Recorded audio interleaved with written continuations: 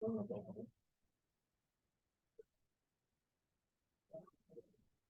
buenas noches. Eh, Muy buenas noches. Les saluda Antonio Carrasco y bienvenidos a esta actividad académica de la Asociación Peruana de Trasplantes de Órganos y Tejidos. Le agradecemos a ustedes su participación. Mm, Bueno, eh, APTOP es una asociación nacional eh, que congrega a colegas de diferentes especialidades, de las áreas quirúrgicas, de las áreas médicas, y involucrados en toda la actividad trasplantadora a nivel nacional. Es una asociación joven de aproximadamente 120 asociados, 10 años de actividad y que está registrada en el Colegio Médico. Y ha tenido el gusto de auspiciar esta actividad académica en el tema de una molécula nueva en la actividad trasplantadora en hematología y sin duda también su repercusión en el uso en oncología. Para esta noche, y virtud a las características de esta nueva molécula, tenemos la participación doble e internacional, y eso nos llena de mucho gusto de presentar inicialmente las características de esta molécula, tiotepa.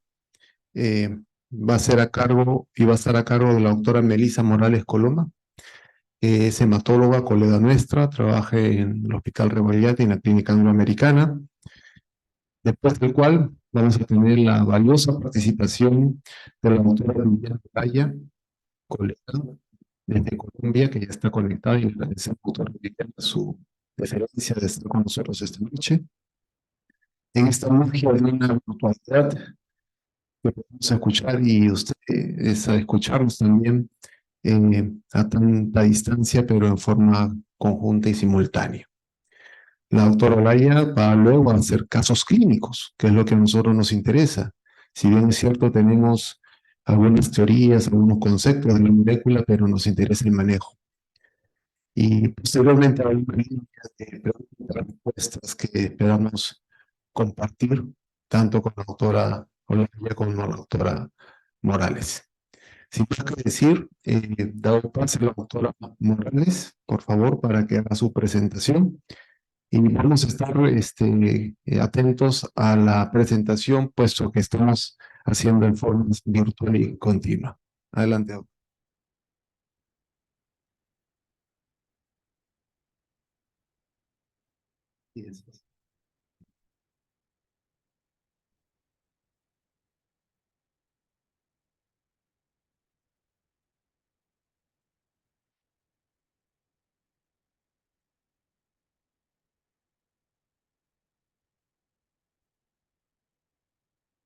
Buenas noches con todos. Muchas gracias por la invitación al apto.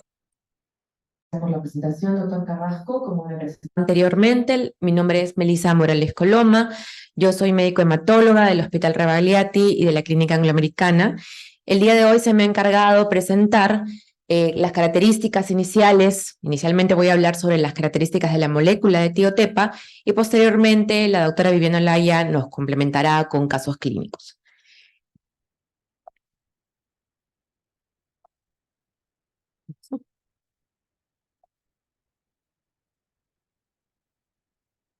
Ahí está.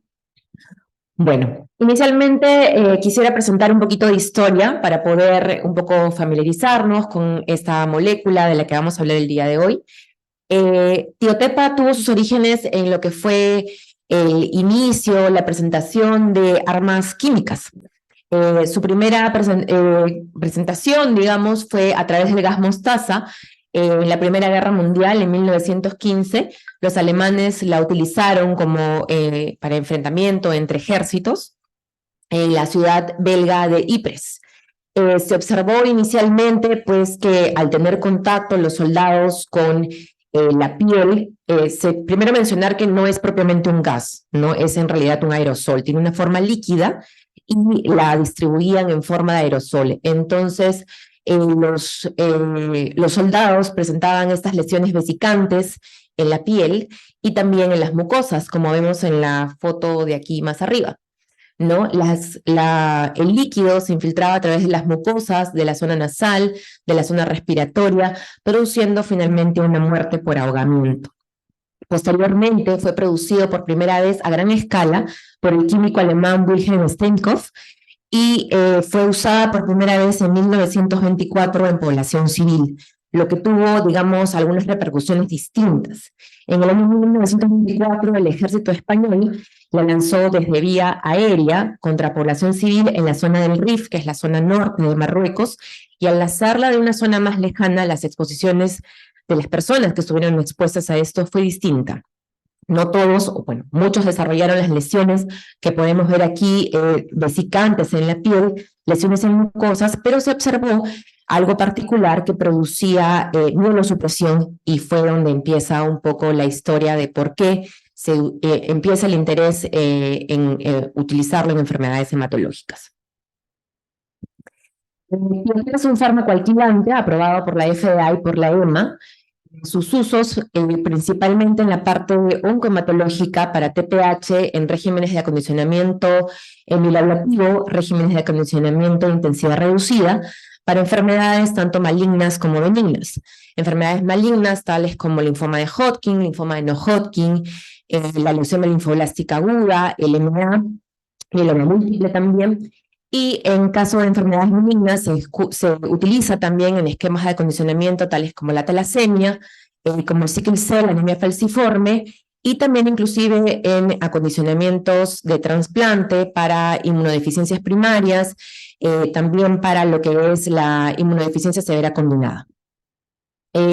Se ha visto que puede reducir el H en comparación con otros esquemas de acondicionamiento, sobre todo presenta un beneficio en el H crónico. Los pacientes presentan menos H crónico que con otros esquemas de acondicionamiento. En cuanto a lo que es el uso en enfermedades oncológicas sólidas, para el cáncer de mama u ovario, en el control de derrames intercavitarios secundarios a neoplasias, el CA papilar de vejiga y también para el linfoma cerebral, que hay algunos esquemas especializados, como mencionaba, en el linfoma de no-Hodgkin. El mecanismo de acción, la tiotepa es un agente citotóxico polifuncional relacionado química y farmacológicamente, como mencioné antes, a la mostaza nitrogenada. Su mecanismo de acción es de alquilación. A nivel de la guanina, en la posición N7, rompe el enlace purina y azúcar, liberando purinas alquiladas. La acción es radiomimética. Y de aquí viene la importancia, digamos, el principal target que viene en la parte hematológica, porque nos interesamos en algunos esquemas de condicionamiento especiales en cuanto a lo que es trasplante. Al tener una acción radiomimética, rompe los enlaces de ADN de una forma similar a como lo hace la radiación. Y ahí surge, digamos, un poquito más el interés de que utilizarlo en uno u otro esquema de acondicionamiento en el trasplante. En esta diapositiva, que tiene un montón de cosas técnicas respecto a cuál es la distribución, la cinética del medicamento, me parece lo principal señalar que la unión a proteínas plasmáticas es entre 10 a 20%, el tiempo de vida media, tanto en adultos como en niños, es más o menos entre 1.5 y 4.5 horas, y bueno, que el metabolismo es hepático, por lo tanto hay que tener una estrecha vigilancia en cuanto a los pacientes que tengan alguna afectación hepática o que podrían desarrollar una toxicidad hepática al utilizarlo. Además de eso, que tiene que haber una estrecha vigilancia al administrarse con inhibidores de la CYP2B6 y la CYP3A4, tales como ciclofosfamida y fosfamida, a pesar de que los esquemas de acondicionamiento utilizan tiotepa y ciclofosfamida a la vez, los medicamentos no deben utilizarse al mismo tiempo. Asimismo, hay que tener especiales precauciones con pacientes que utilicen fenitoína o fosfofenitoína, que tranquilamente se puede dar en un antecedente de un paciente que haya tenido convulsiones. Rara vez, diría yo, tendríamos que vacunar a un paciente estando recibiendo quimioterapia, pero igual se menciona que las vacunas de virus vivos atenuados no deberían utilizarse a excepción de la fiebre amarilla. Respecto a la presentación, tenemos dos presentaciones, una de 15 miligramos y una de 100 miligramos. Ambas deben diluirse con agua estéril al 10% de lo que es la dosis. En el caso de 15 miligramos, correspondería a 1.5 mililitros de agua destilada con lo que se debería diluir, y 100 miligramos con 10 ml de agua estéril, ¿no? Luego de esto, hay que tener especial cuidado, eso se tiene que hacer evidentemente en una cabina de flujo laminar, en condiciones estériles. Se tiene que invertir el producto para poder diluirlo correctamente y que no exista precipitación del medicamento. Si por alguna circunstancia nosotros recibiéramos o si la enfermera nos alertara de que estamos recibiendo un medicamento que está precipitado, este no debe utilizarse, lo mencionan muy específicamente en las especificaciones del producto. Además de eso, después de diluirlo con agua estéril, se debe diluir con cloruro de sodio para que finalmente quede una concentración entre 0.5 y 1 miligramo ml.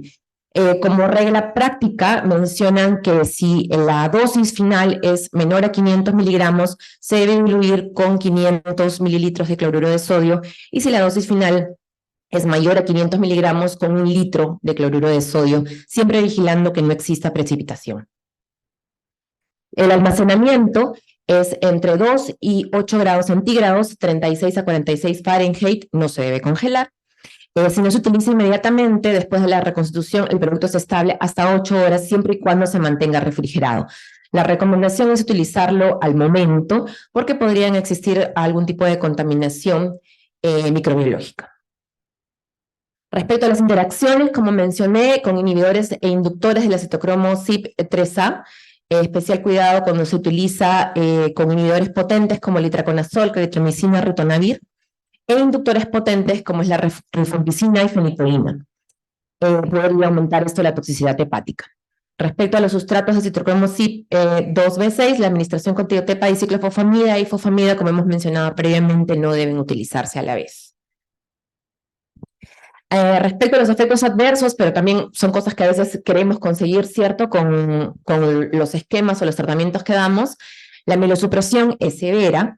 Se debe monitorizar diariamente el hemograma, debe existir un soporte transfusional luego de dar este medicamento, soporte con factores estimulantes de colonias granulocíticas en el caso de que haya sido dado por algún esquema de quimioterapia, y en el caso que haya sido dado por algún esquema de acondicionamiento, el factor estimulante de colonias granulocíticas debe ser dado después del prendimiento, teniendo en cuenta que el prendimiento se da sin el uso de estos factores y luego de tener 3 días seguidos de valores de recuento absoluto de neutrófilos mayor de 500. Se debe considerar la profilaxis antibiótica y antifúngica por la mielosupresión, que va a ser de todas maneras prolongada y profunda. Si se observara que los pacientes desarrollan hipersensibilidad, se debería suspender la medicación. Respecto a la toxicidad cutánea, hay muchos datos muy interesantes que revisar, ¿no? El paciente que recibe esta medicación debe bañarse por lo menos 2 a 4 veces al día por la toxicidad cutánea que existe. Hay muchos cuidados respecto a las cosas con las que tiene contacto, como por ejemplo, se debe cambiar las sábanas de forma diaria, si existiera algún vendaje de tipo oclusivo, se debe de cambiar también de forma diaria. La piel solo debe limpiarse con yodopovidona o con agua estéril. No se debe utilizar ningún tipo de producto de isodine, ningún tipo de producto que contenga alcohol, porque podría lastimar severamente la piel. Estos cuidados se deben tener hasta 48 horas posteriores a la administración. Los cuidados que se mencionan son tan específicos como que, por ejemplo, si utilizamos el manguito para tomar la presión arterial, se debe, después de que ya termina el uso de tiotepa, debería eliminarse inclusive el manguito con el que se toma la presión. Además de eso, los pacientes no deberían utilizar ni desodorantes. En el caso de niños, no se deben utilizar cremas de escaldadura durante el uso, ni tampoco se deben hacer limpiezas con pañitos húmedos. Se debe cambiar el pañal en el caso de niños cada 1 o 2 horas. Entonces son cuidados bastante específicos en la parte dérmica.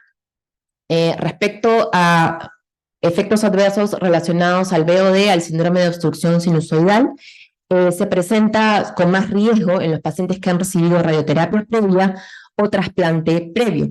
Se debe monitorizar con transaminasas séricas de forma diaria y también con valores de bilirrubina, ¿no? Examinar también al paciente para cuidar que no se presenten los signos clásicos de síndrome de obstrucción sinusoidal, como son el dolor en hipocondrio derecho, la ictericia y el aumento de peso. Respecto a la toxicidad en sistema nervioso central, la severidad depende de la dosis. El riesgo también es incrementado en pacientes que hayan recibido previamente TBI o trasplante previo, e inclusive aquellos que hayan recibido previamente 3 o más ciclos de quimioterapia, de cualquier tipo de quimioterapia. Entonces, son la mayoría de nuestros pacientes, ¿no? Cuando entran a algún esquema de acondicionamiento. La variedad de las presentaciones de toxicidad en sistema nervioso central va desde mareos, visión borrosa y confusión, hasta convulsiones, encefalopatía o leucoencefalopatía. En cuanto a la carcinogénesis, se menciona poca evidencia en humanos. Sin embargo, como dato importante, esta población que les mencioné que fue expuesta a la mostaza nitrogenada en la zona del Rif, en la zona norte de Marruecos, tiene una especial incidencia de cáncer mucho más incrementada que en el resto de la población. La toxicidad pulmonar también es importante. La severidad está relacionada a la dosis. La evaluación de la función pulmonar va a ser importante antes de su uso. Se incrementa la toxicidad pulmonar o el riesgo de toxicidad pulmonar cuando se utiliza de forma concomitante con busulfán, ciclofosfamida y fludarabina. Se puede presentar en forma de neumonía idiopática, epistaxis, edema pulmonar o neumonitis. Aquí en la parte de toxicidad pulmonar me parece importante señalar que en algunos estudios se menciona que a pesar de que tiotepa tiene una toxicidad pulmonar, en regímenes de acondicionamiento, cuando se compara con el uso de carmustina en pacientes que tienen enfermedad pulmonar previa como EPIT o EPOC, se prefiere el uso de tiotepa porque tiene menos efectos en estos pacientes que ya tienen un compromiso pulmonar previo. Respecto a la mucositis, puede ser de leve a severa, la mayor parte de veces severa. Se recomienda el uso de mecanismos de barrera como geles e hidratación. Puede presentarse también cistitis hemorrágica, que el manejo puede ser desde tan sencillo como hidratación hasta tener que hacer una embolización. Y se presenta también hipopituitarismo, por lo que se recomienda un monitoreo endocrinológico durante los primeros 30 días post-trasplante. En cuanto entonces, haciendo como un resumen, los efectos adversos más frecuentes, la toxicidad dérmica que mencioné es bastante importante, hepática, pulmonar y la mielosupresión. Precauciones en el embarazo, como todo medicamento de quimioterapia que se da, podría causar daño fetal, se debe evaluar el riesgo-beneficio. En cuanto a la lactancia, si es la paciente la que está dando de lactar, no se recomienda. Podría ocasionar un potencial desarrollo de cáncer en el lactante, eso es algo que evidentemente no está aprobado porque no se permite el estudio de humanos a ese nivel. Pero también es importante señalar que si fuera el bebé el que está recibiendo, o sea, el lactante el que está recibiendo quimioterapia, no debería lactar tampoco porque no debe existir el contacto piel a piel con la madre, ¿no? Se recomienda en esos días en los que se utiliza el medicamento que debería haber extracción de la leche materna y darle al bebé la lactancia por biberón. En cuanto a las precauciones, se recomienda anticoncepción en las mujeres y en los hombres, en las mujeres hasta 6 meses post uso de la última dosis de tiotepa. Si se reportar embarazo, hay que reportarlo de inmediato para hacer un seguimiento, evaluar la posibilidad de un aborto terapéutico. En el caso de los hombres, se debe evaluar hasta después de 1 año, después de la última dosis de tiotepa. En cuanto a la fertilidad evidentemente puede comprometerse. Se recomienda el consejo sobre criopreservación de semen y también de tejido ovárico. Esto es algo que en verdad nunca he visto en nuestro país, pero en otras latitudes se practica, que es el uso de preservar semen en los pacientes que son de edad fértil o que tienen deseo de concebir en algún momento. Y en el caso de las mujeres lo que se realiza es la extracción de ovario, de tejido ovárico, y se criopreserva para después volver a introducirlo en el cuerpo y que finalmente se dé la concepción en el caso de que el paciente así lo desee. En cuanto al uso pediátrico, No se ha establecido la seguridad, no hay un parámetro, pero sí hay datos que la farmacocinética es similar en los niños desde los 2 años, o sea, una farmacocinética similar a la de los adultos. Sí hay casos reportados, sí se ha aprobado su uso en menores de 2 años, inclusive en lactantes de 3 meses de edad, para lo que son inmunodeficiencias primarias, sí ha sido usado como esquema de acondicionamiento en trasplante. En cuanto al uso geriátrico, tampoco hay límite preciso de la edad. El uso en mayores de 65 años se ha dado sin variaciones y dependerá de cada paciente y de su fragilidad, de la evaluación previa de fragilidad, la evaluación geriátrica, para saber si es que se puede dar el medicamento o no. Uy.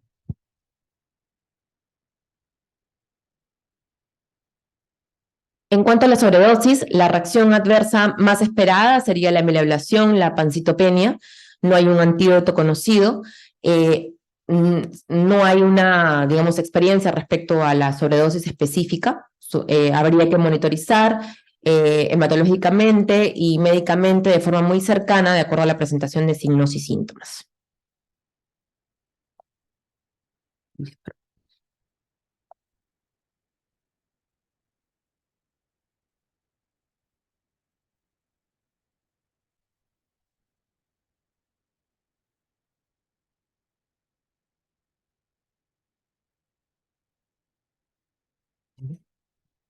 Uy, ahí está. Ya está. Respecto a los esquemas de condicionamiento, como mencioné antes, se puede utilizar en el LEA, en el MA, en linfoma de no-Hodgkin, linfoma de Hodgkin, mieloma múltiple, son los esquemas en los que se utiliza tiotepa.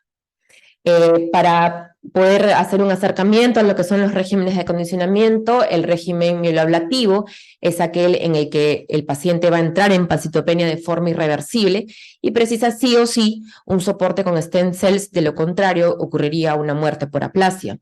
Los regímenes no mieloablativos son los que van a conseguir citopenias profundas, pero que no precisan de soporte de stem cells para recuperarse. Los regímenes de intensidad reducida son aquellos que no cumplen con criterios de mielablación, teniendo como punto de corte estos valores de radioterapia, que serían menor a 500 centigrays como fracción única, 800 centigrays si está fraccionado, busulfán menor a 9 miligramos metro cuadrado por vía oral, melfalán menor a 140 miligramos metro cuadrado y tiotepa menor a 10 miligramos por kilo de peso. Este es un esquema de acondicionamiento en el que vemos que tiotepa se utiliza en 2 días a una dosis de 5 miligramos kilo de peso, en los días -6 y -5, asociado a busulfán en 2 dosis, y fludarabina por 3 días. Además de esto, este esquema contempla el uso de globulina antitimocítica y posteriormente cirulimos y traclulimos como prevención del AIDS. Este es un esquema que se ha utilizado recientemente en el Hospital Rebagliati para paciente menor de 2 años con diagnóstico de LLA, en el que se intenta dar un esquema de acondicionamiento que no utilice TBI por los posibles efectos adversos que pueden ocurrir a largo plazo, teniendo en cuenta que es un paciente muy pequeño. Se utilizó tiotepa 2 días a 5 miligramos kilo de peso, que es la dosis pediátrica, en el día -7 y -6, seguido de busulfán por 2 días a 3.2 miligramos kilo día y fludarabina por 3. Posteriormente se realiza en el día 0 el trasplante. Posterior al trasplante se realiza de forma clásica, como se utiliza en el Rebagliati, en los días +1, +3, +6 y +11 el metrotexate, y desde el día -1 la ciclosporina también. Ese es un esquema de acondicionamiento que está dado para talasemia, en el que utiliza tiotepa solo un día, pero a dosis de 10 miligramos kilo de peso, en el día -6, asociado a busulfán y ciclofosfamida.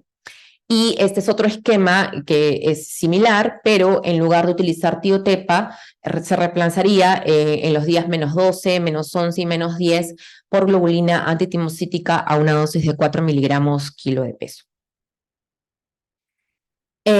Para terminar, les voy a presentar una pequeña parte respecto a evidencia o comparación en el uso de tiotepa y TBI. Como mencionamos antes, la doctora Olaya es quien va a incidir especialmente en lo que son casos clínicos. Este estudio compara el uso de tiotepa y TBI en pacientes con esquemas mieloablativos en el trasplante para LLA. El estudio utiliza datos del Acute Leukemia Working Party con la Sociedad Europea de Trasplante de Médula Ósea. Aquí compararon que los esquemas basados en tiotepa tenían 180 pacientes y los esquemas basados en ciclo TBI, 540. Aquí un poco de diferencia en este estudio, ¿no? En cuanto al número de pacientes. Se encontró que a los 2 años, eso fue un estudio retrospectivo, a los 2 años la sobrevida libre de leucemia para tiotepa fue de 33% y para TBI de un 39%. La sobrevida global para tiotepa fue de un 39% y de un 46% para TBI. Encontraron que no habían diferencias significativas en cuanto a los dos usos, o sea, comparando el uso de TBI y tiotepa. Sin embargo, en el análisis multivariado se encontró que había una incidencia mayor en el uso del esquema de acondicionamiento de tiotepa, una mayor incidencia a lo que son recaídas, ¿no? Sin embargo, no afectaba finalmente lo que es la sobrevida global total a los 2 años. Esto en esquemas mieloablativos. Aquí está la curva, no hay diferencia, es casi el mismo tipo de curva en lo que es la sobrevida global, y si hay una diferencia discreta en lo que es la sobrevida libre de enfermedad, la sobrevida libre de leucemia. Sin embargo, el estudio anterior fue del año 2017. Este estudio es del año 2023, es súper reciente, ha sido aceptado en 29 de septiembre del 23, y ya no compara en lo que son esquemas mieloablativos, sino en esquemas de intensidad reducida. Tiotepa comparado otra vez con TBI en el mismo tipo de pacientes de leucemia linfoblástica. Y los mismos grupos. Aquí los países que participan son ciudades principalmente europeas, Italia, París, Turquía. El único representante a nivel de Latinoamérica, Sao Paulo, Brasil. Los demás, todos en su mayoría países europeos. Aquí se encuentra que no existía diferencia en cuanto, o sea, es un estudio de no inferioridad. En cuanto al uso de TBI y tiotepa, los resultados son similares, pero se observan menos efectos adversos a largo plazo al no usar TBI. Al usar tiotepa hay menos efectos adversos a largo plazo de lo que son no relacionados al trasplante. Los resultados son similares en ambos. Hay una diferencia, sí, en cuanto al desarrollo del H crónico. Es mayor con TBI, que se presenta en un 43%, y con tiotepa solo del 29%. La conclusión es que en ese grupo de pacientes que eran mayores de 40 años, que han recibido un esquema de acondicionamiento de intensidad reducida, los esquemas basados en tiotepa son similares y son una alternativa válida para reemplazar el TBI. Esas son las curvas, ¿no? Que son, como les mencionaba, similares para tiotepa y para TBI. Entonces, concluyendo, tiotepa es efectivo en múltiples indicaciones, como hemos mencionado, para el uso también de cánceres de tipo sólidos, como el CA de vejiga, mama u ovario, para múltiples enfermedades hematológicas como el linfoma de Hodgkin, no Hodgkin, mieloma múltiple, LLA y LMA. Los efectos adversos principales, el dérmico, incluido sobre todo la mucositis, la mielosupresión. El uso de tiotepa se da en regímenes mieloablativos y no mieloablativos, con unas mejores estadísticas en los no mieloablativos, y no existe inferioridad respecto al uso de TBI en regímenes de acondicionamiento reducido, con menor toxicidad, menor mortalidad, y menor mortalidad no asociada al trasplante y menos frecuencia de H crónico.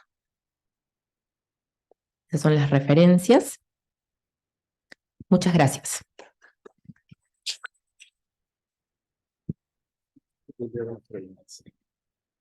Gracias.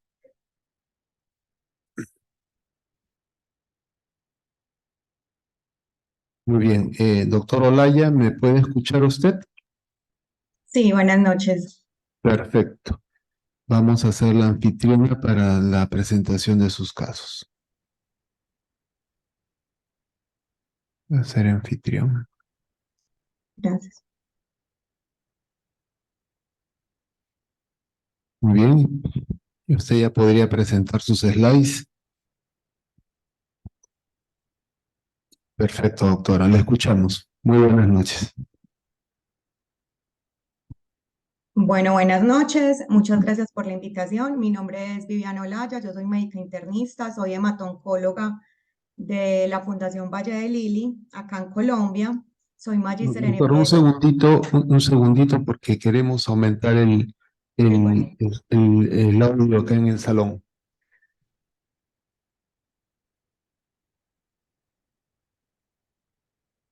A ver, doctor, ¿le escuchamos?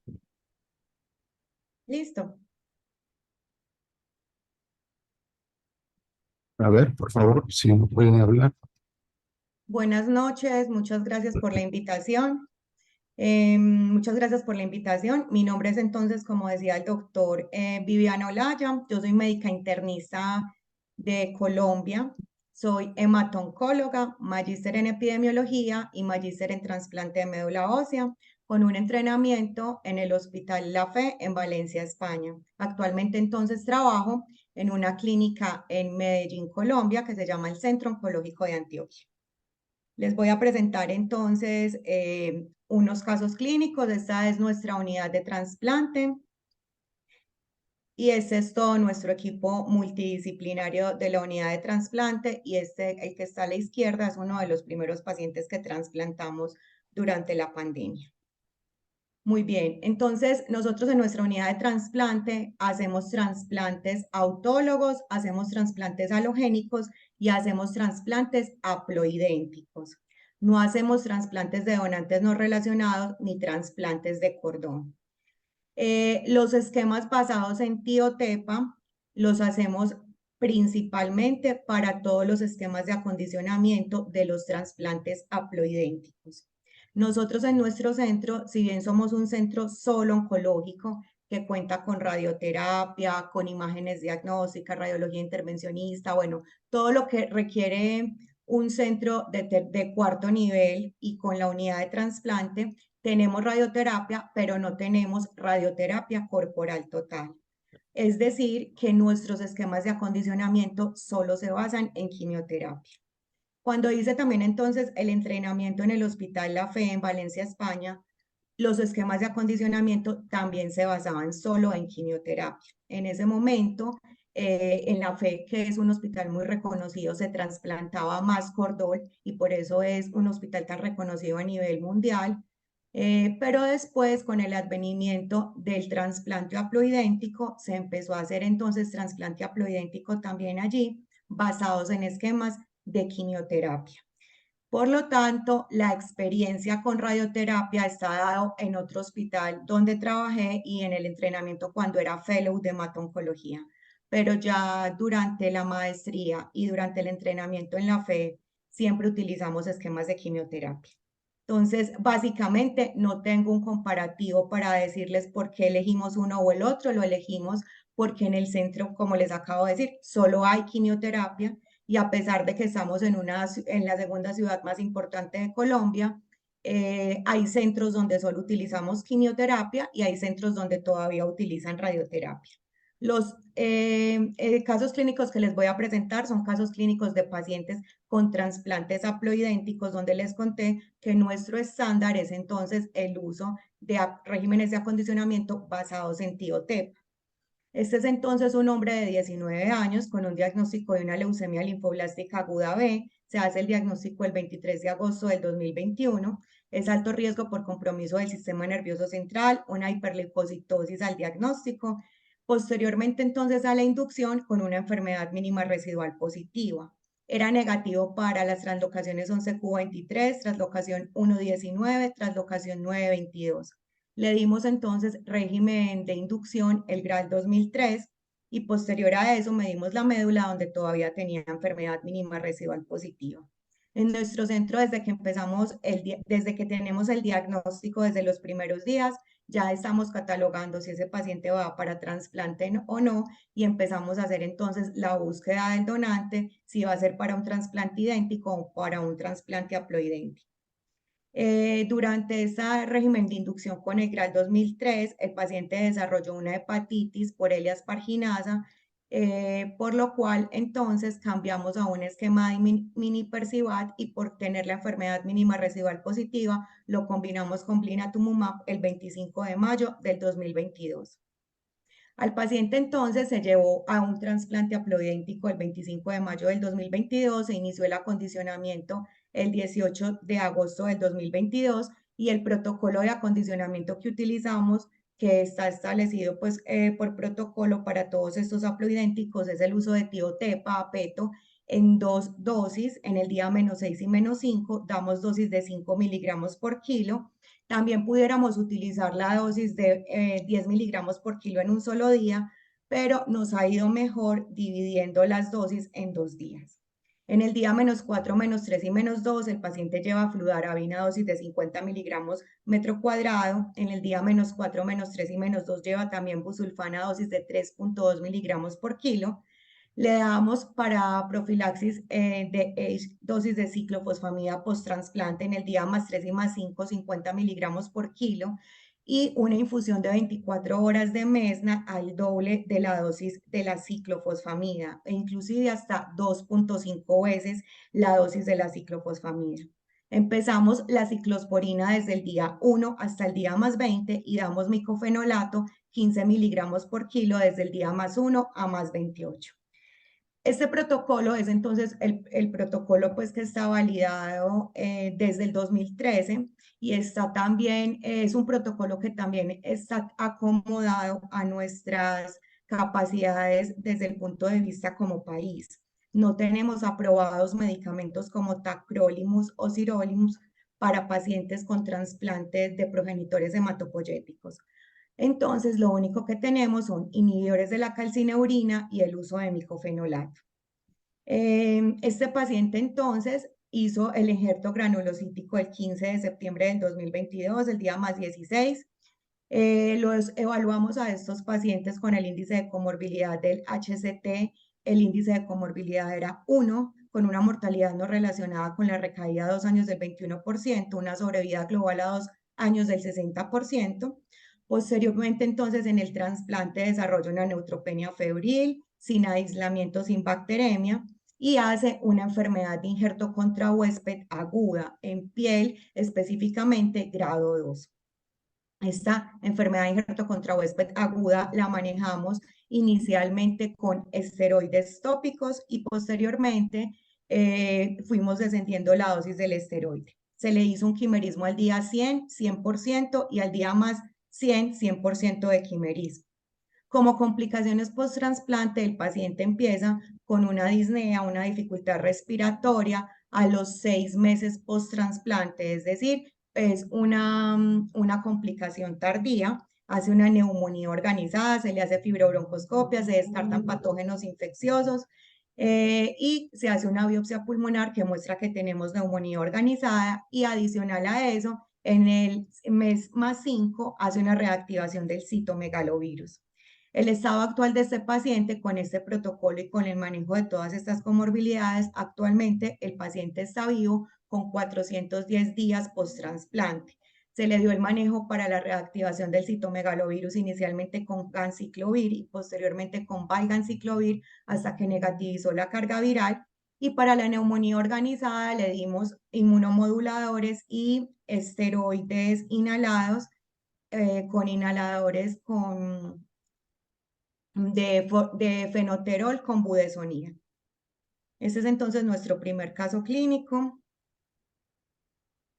Les voy a mostrar entonces el segundo caso clínico. Es una mujer también joven, 21 años. Esta paciente tiene una leucemia mieloide aguda con una maduración con coexpresión aberrante del CD19. El esquema entonces de inducción siempre es el 7x3. Posteriormente le hicimos una médula ósea donde tenía respuesta hematológica y una enfermedad mínima residual negativa. Si bien no está muy claro el papel de la enfermedad mínima residual negativa en pacientes con leucemia mieloide aguda, nosotros igual lo medimos y nos sirve para llevar como el conteo y como para nuestra base de datos en el tiempo que pasa con estos pacientes. Se le iniciaron las consolidaciones luego de la inducción, se le dieron dosis altas de citarabina con unidad, cumplimos 3 ciclos y al tercer ciclo la paciente recae, por lo cual damos un esquema de rescate con un esquema de FLAG-IDA, con lo cual logra respuesta hematológica y decidimos llevarla entonces a un trasplante de progenitores hematopoyéticos. Se hace entonces, esta paciente se hace el trasplante de la madre el 15 de octubre del 2022. Se inició el acondicionamiento el 8 de octubre del 2022. Nuestro esquema de acondicionamiento nuevamente es el mismo. Tiotepa a peto por 2 días, -6 y -5, fludarabina y busulfán por 3 días desde el -4 al -2, a las mismas dosis que les comenté anteriormente. Para la enfermedad de injerto contra huésped, ciclofosfamida dosis altas con mesna y ciclosporina con micofenolato desde el día +1 a +28. Cuando evaluamos a esta paciente, nuestro índice de comorbilidad nos daba 0, con un riesgo de mortalidad con la recaída bajo, una mortalidad no relacionada a los 2 años del 14% y una sobrevida global a los 2 años del 71%. Como complicación nuevamente, una neutropenia febril, con una bacteremia por una E. coli ble negativa, la cual se manejó de acuerdo al espectro antibiótico y acompañamiento con infectología. Hace una enfermedad de injerto contra huésped en piel grado 3. Adicional a esto, hace una cistitis hemorrágica y una reactivación del citomegalovirus aguda. Empezamos manejo nuevamente con canciclovir, el manejo también de la mucositis, que ya también se tornaba entre grado 3 a grado 4. Hicimos el quimerismo al día 30, 100%, hicimos el quimerismo al día 100, 100%, y al día +125 la paciente ingresa por un shock séptico con una Klebsiella ble positivo y la paciente fallece en menos de 48 horas.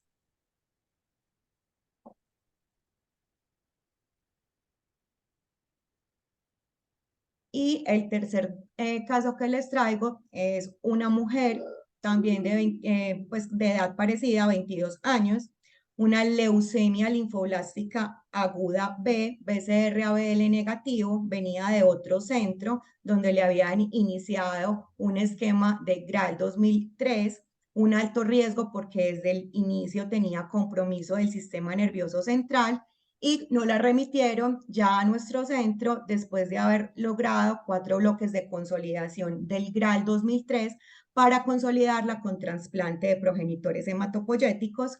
Tenía 2 hermanos, pero un hermano no compatible y el otro hermano era haploidéntico. Por lo tanto, el donante entonces fue el hermano que era haploidéntico. Teníamos adicional a eso una incompatibilidad mayor de grupo, la paciente era O y el donante era A. Decidimos llevarla entonces para consolidarla a un trasplante de médula ósea que se hace el 18 de noviembre del 2022. El acondicionamiento lo inicia el 11 de noviembre del 2022 con el mismo esquema de acondicionamiento sin variar las dosis. Tenía una puntuación en la escala de riesgo de 0 con las mismas sobrevidas globales y mortalidades no relacionadas al trasplante iguales que la paciente anterior porque utilizamos la misma escala de riesgo. Hace como complicación nada más igual una neutropenia febril pero sin bacteremia, un H en piel grado 3, una colitis neutropénica severa, por lo cual fue necesario pasar una sonda nasogástrica.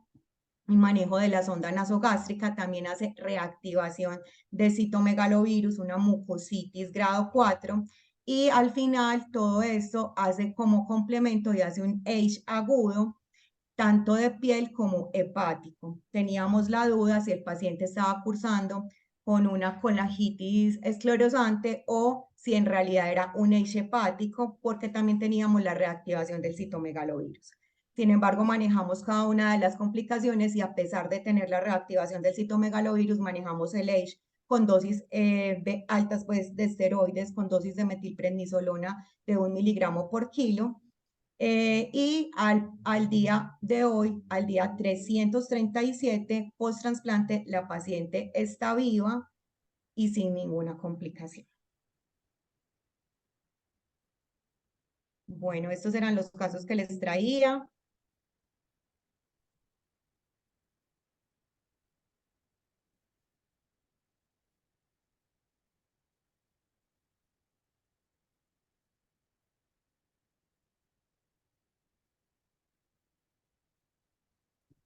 Bueno,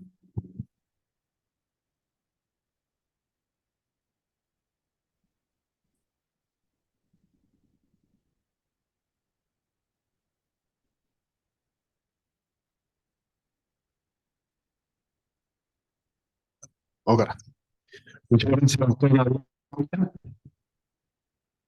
Vamos a dejar de compartir. Eh, eh,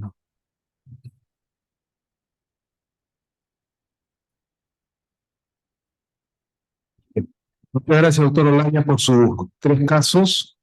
Realmente esta noche hemos visto inicialmente por la presentación de la doctora Melissa Morales las diferentes aplicaciones de la molécula, pero en los casos clínicos que usted nos ha mostrado, básicamente en el contexto de la terapia en trasplante aplidéntico. Bueno, algunos comentarios iniciales. Primero, de rescatar que es una molécula que tiene una versatilidad importante, tanto en su aplicación en hemato-oncología, y desde ya conocemos diferentes protocolos que se han involucrado, pero se han ido adaptando. Inicialmente eran las terapias miniablativas, ahora vemos con su experiencia en las terapias de trasplante aplidéntico. Inclusive hubo épocas en las cuales se utilizaban y se tenía que dosar tiotepa. Es ya una estrategia poco usada, pero la intención era dar mayores dosis. Y por ahí podemos comenzar algunas preguntas inicialmente a Melissa, doctora Melissa, en relación a, usted me mostró una estrategia de tratamiento en trasplante en el Hospital Radauati, una estrategia que podría de alguna manera involucrar a todos los conscientes y el uso del tiotepa en oral. ¿Es así? ¿Es una pequeñita que hicieron intensidad reducida o fue intensidad plena? No, fue una intensidad reducida en un paciente menor de 2 años. Se decide el tratamiento con tiotepa por no exponer al paciente a TBI, ¿no? Entonces, es un paciente con un diagnóstico de LLA. Perfecto. Y en el contexto pediátrico, si nos pudiera dar ampliar el panorama, ¿no? ¿Qué significa darle TBI a una niña, no? O sea, eso es algo que también por muchos años nosotros decíamos, bueno, es la estrategia, ¿no? Pero no es así. Entonces, si nos podría ampliar, por ejemplo, qué significa en eventos adversos a largo plazo una radioterapia corporal total, pequeña, es complejo. Claro, los efectos adversos a largo plazo van a ser endocrinológicos principalmente, ¿no? Se produce un hipotiroidismo, pero hay una alteración también en el desarrollo del crecimiento de ese niño, también hay mayor riesgo de neoplasias secundarias, ¿no? Entonces, por eso se prefiere reducir y, bueno, tratar de dar otro tipo de una reducción de la toxicidad, ¿no? Ya, perfecto, muchas gracias. Doctora Olaya, usted nos ha mostrado, por ejemplo, en su experiencia ahí en Colombia, de que hay centros que no tienen radiación corporal. Y bueno, la estrategia es utilizar eh, quimioterapia, ¿no? Bien lo mencionó. y en su centro me parece que nunca han usado radioterapia, sino han comenzado con las estrategias de quimioterapia solamente. ¿Es algo similar en otras ciudades en Colombia? Cuéntanos un poquito más el tema del trasplante epidémico en Colombia, porque bueno, con bastante, digamos, alegría ver que pudiera eso significar no necesitar necesariamente la reacción corporal y tener más centros trasplantadores. Bueno, nosotros en Colombia actualmente tenemos, Creo que su micrófono está apagado. ya, ¿me escuchan? Un segundito, que no la escuchábamos. Si viene nuestro técnico del audio. No, la doctora quiere hablar y no le emociona, pregunte, no. A ver, doctora, probando. Probando. Muy bien, vamos. Bueno, entonces, nosotros en Colombia actualmente tenemos 16 unidades de trasplante en todo el país, 16 unidades de trasplante localizadas en 4 ciudades principales. Por ejemplo, yo trabajo en la segunda ciudad más grande de Colombia, que se llama Medellín. Nosotros acá en Medellín tenemos 5 unidades de trasplante. En las 5 unidades de trasplante, en 3 hay TBI y en 2 no hay TBI. Entonces, en las 2 donde no hay TBI, se hacen trasplantes con quimioterapia, con tiotepa, pues con esquemas de quimioterapia. Antes de abrir la unidad donde actualmente soy, trabajé en un centro muy grande, de acá también de Medellín, en un hospital muy grande que hacía trasplante y allá había la posibilidad de hacer radioterapia corporal total. Entonces los esquemas de tratamientos y de acondicionamientos estaban basados en radioterapia corporal total. Solo en los haploidénticos, dependiendo del riesgo, se escogía entre tiotepa o radioterapia corporal total. Lo mismo pasa en Bogotá, que es la capital. Hay centros que hacen radioterapia corporal total y centros donde no hay. Acá de pronto somos un poquitico como celosos a la hora de decir que yo no tengo en mi centro radioterapia corporal total, pero voy a contratar otro centro para que me dé radioterapia corporal total. Los otros centros no aceptan si no es todo el paciente y el paquete, pues como del paciente. Entonces, por lo tanto, cada centro se acomoda y hace sus protocolos de acuerdo a lo que le toque. Las ciudades más grandes que trasplantan son Bogotá, que es la capital, Medellín y Cali, que también tiene una clínica muy grande trasplantadora. Allá en esa clínica están las 2 modalidades, que es la Fundación Valle de Lili, y hay otra clínica también muy grande que es Imbanaco. En Imbanaco para el haploidéntico también utilizan tiotepa, pero y reservan la radioterapia para casos muy específicos. O sea, lo que vemos acá en Colombia es que vamos más hacia la corriente de hacer un poco más de quimioterapia ahora, aunque todavía la radioterapia tiene también su papel. Y en cuanto a costos, obviamente es más costoso hacer acá en Colombia hacerlo con quimioterapia que hacerlo con radioterapia corporal total en cuanto a costos. Entonces también es otro dilema y otro problema al que nos enfrentamos a la hora de escoger una u otra terapéutica. Y una pregunta adicional antes de hacer o pedir la participación de los que nos acompañan esta noche es, ¿qué otras indicaciones tienen alguna experiencia con el uso de la molécula? Eh, la molécula la hemos tenido en Perú de alguna manera muy errática, ¿no? Y de alguna forma, muy pocos casos hemos podido traerla y usarla. No sé si alguna experiencia local de otras aplicaciones, alguna referencia que hayan tenido, por ejemplo, en linfomas en el sistema nervioso central o en tumores sólidos. En linfomas del sistema nervioso central, el protocolo involucra tiotepa. En ese sería otro protocolo pues, de los pacientes que no se van a trasplantar.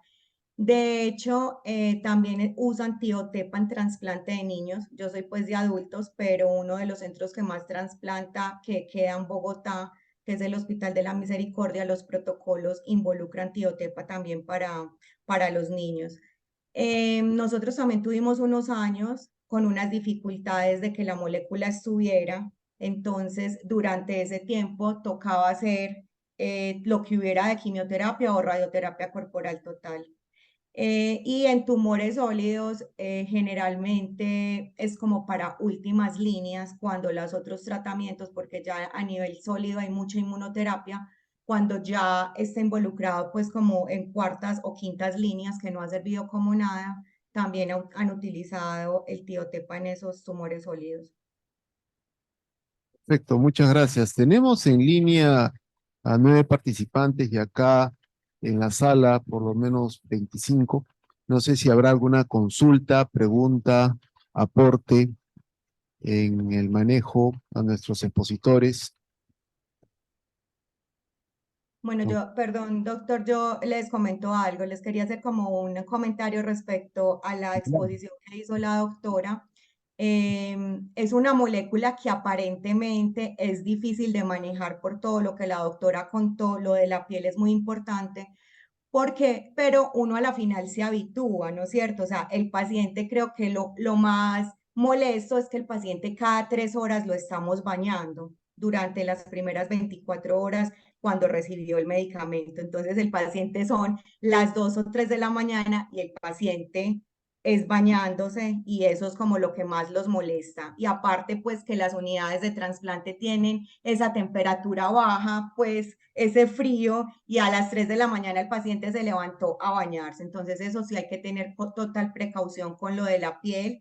No hemos tenido las reacciones, porque eso sí está escrito en la literatura, pero en nuestra experiencia no hemos tenido reacciones en la piel.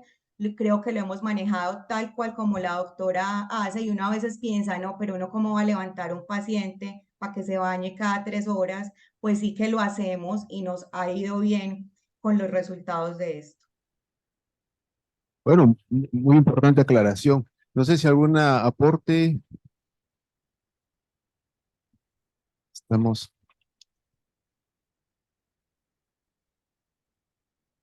Doctora Sharon, ¿tienes un caso? Sí. A ver, vamos a comenzar con algunas opiniones, su nombre y su institución y adelante. Hola, buenas noches con todos. Soy Sharon Chávez, oncóloga pediatra de neoplásicas. Nosotros estamos ya hace más o menos 10 años haciendo trasplante alogénicos, emparentados y autólogos en INEM. En cuanto a pediatría, nosotros sí hemos tenido experiencia con tiotepa. Hemos tenido 4 niños que han sido acondicionados con tiotepa cuando no teníamos todavía irradiación corporal total en INEM, y era pues difícil realizar una referencia o que nos hagan ICT fuera, porque teníamos que hacer un contacto con alguna clínica particular y el CIS pues tenía que pagarlo y era un poco difícil. Este año y el año pasado hemos tratado de que tiotepa sea cubierto por el CIS, pero todavía estamos en algunos problemas.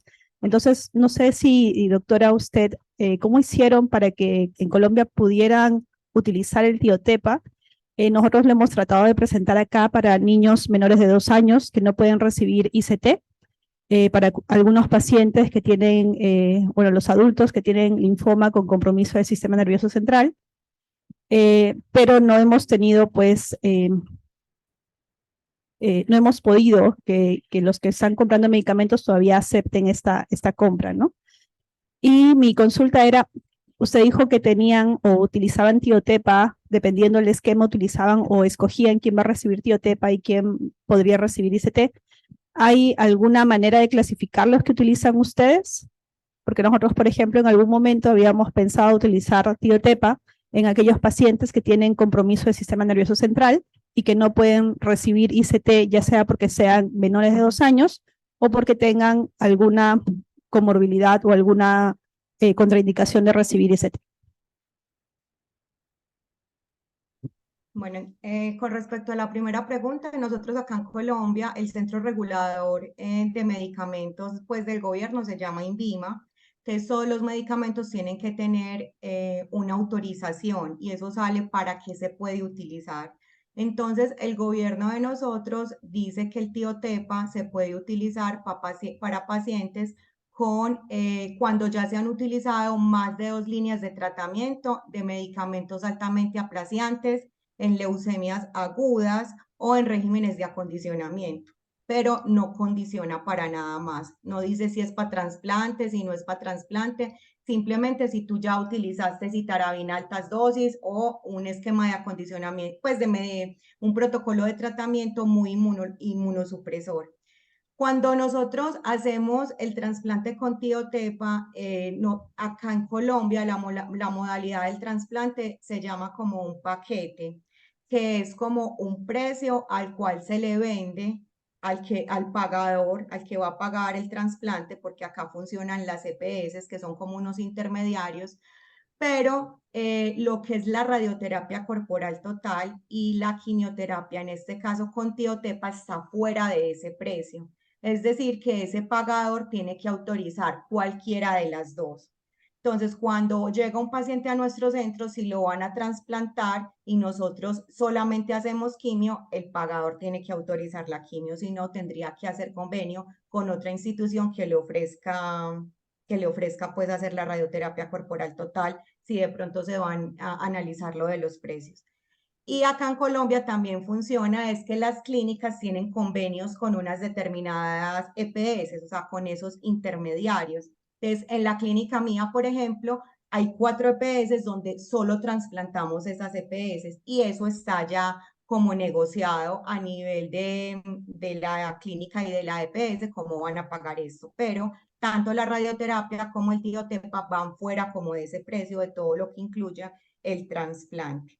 Y lo mismo en los otros centros trasplantadores. Y si yo tuviera en el centro, tuviera radioterapia corporal total y tuviera tiotepa, por la experiencia, yo todavía me inclinaría a utilizar tiotepa. ¿Por qué? Por la experiencia. Si bien trabajé acá en un hospital donde hacíamos radioterapia corporal total, que probablemente lo hayan escuchado, que es el Hospital Pablo Tobón Uribe, uno de los hospitales más grandes de Colombia. Cuando me formé y en mi instancia formativa fue en la FE en Valencia, España, donde todo era con quimioterapia y los esquemas actualmente allá también todos son con quimioterapia. Y cuando uno va y ve y valida los metaanálisis y muchos de los estudios que la doctora presentó, pareciera además el ACE y la reactivación crónica es menor, que también a uno le interesa mucho, porque cuando uno ve todos esos pacientes a los que les recibieron radioterapia corporal total en edades tempranas, o por ejemplo pacientes de 17, 18 años, al tiempo el ACE crónico también es una complicación muy tenaz. Entonces yo, si me pusieran a escoger, lo haría con tiotepa por la experiencia y por lo que he visto en los otros centros con los otros colegas. Y si tuviera compromiso del sistema nervioso central, indiscutiblemente me iría también con el tiotepa. Muy bien, entonces creo que dio respuesta a la consulta de Cindy Alcarraz. ¿Qué tal, Cindy? Es una colega que trabaja en oncología, en el área de hematología en Lima. Muchas gracias, Cindy.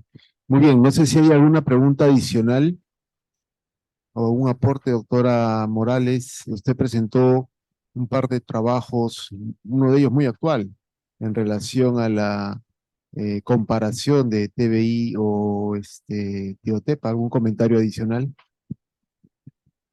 Bueno, lo que se mencionaba ahí respecto al uso de tiotepa, que disminuye lo que menciona la doctora respecto a la frecuencia de H crónico, me parece bastante importante resaltar eso, y que tuvo un mejor resultado en lo que son esquemas de acondicionamiento de intensidad reducida, ¿no? En otras revisiones que estoy haciendo bueno, para preparar la presentación, también he visto que se puede utilizar esos esquemas de acondicionamiento con una mejor sobrevida global en algunos casos, pero esto depende mucho de lo que tenemos a la mano, ¿no? Lo que menciona la doctora, ¿no? Ella prefiere el uso de Tiotepa porque es en lo que tiene más experiencia y es en lo que se puede, digamos, sentir más cómoda utilizando.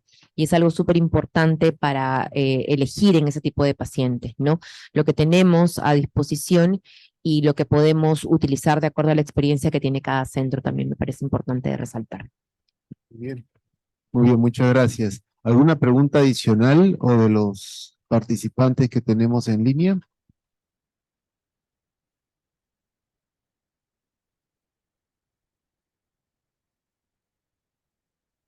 Probablemente pudiera pedirle al señor Edgar que nos cuente un poquito cuándo vamos a tener esta molécula, como ya terminando esta velada. Está haciendo frío también. Bueno, Bueno, muy buenas noches, muchísimas gracias. Quiero agradecer a la doctora Olaya y por supuesto a Top y al doctor Carrasco por excelente conferencia, igual a la doctora Morales. Ciertamente nosotros acá en Perú ya contamos con Tiotepa. Recientemente trajimos un primer lote de producto que está ya completamente disponible para sus pacientes. El producto en Perú se llama Tepaquín. La empresa que nosotros representamos es una empresa multinacional internacional que tiene presencia en más de 80 países. Hace ya algunos muy pocos años estamos en Perú. Esta compañía en Colombia ya tiene más de 10 años, pero en Perú comienza apenas hace unos 3 años. Sin embargo, mundialmente o a nivel global tiene presencia ya casi 20 años. Sigue siendo una empresa joven, pero una empresa que ha dedicado digamos, su foco en el desarrollo de moléculas, incluso de productos para enfermedades huérfanas o enfermedades complicadas.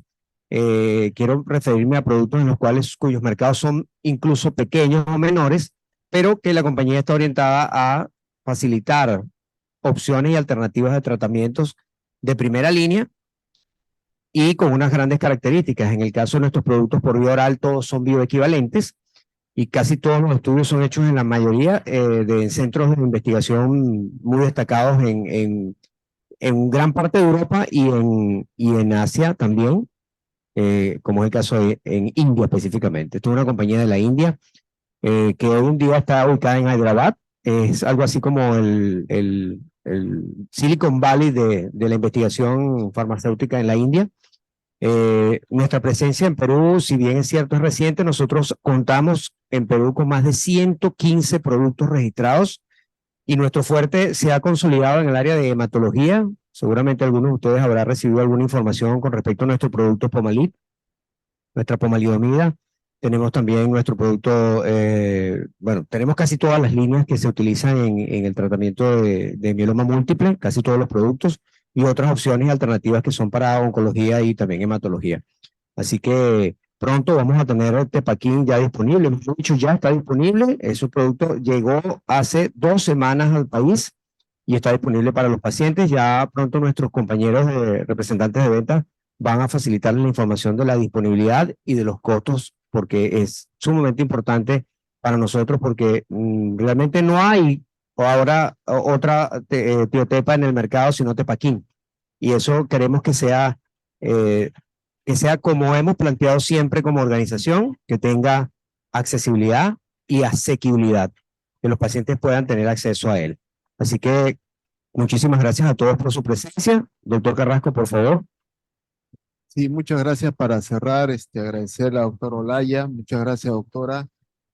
Disculpe usted los varios correos que le mandé, pero bueno, hemos podido tener una bonita presentación de una molécula, una experiencia y sin duda los lazos que tenemos con Colombia. Conocemos a muchos hematólogos, oncólogos de la hermana República de Colombia y obviamente sentar la amistad y el trabajo conjunto. También agradecer a la doctora Melissa Morales la presentación. Gracias, Melissa.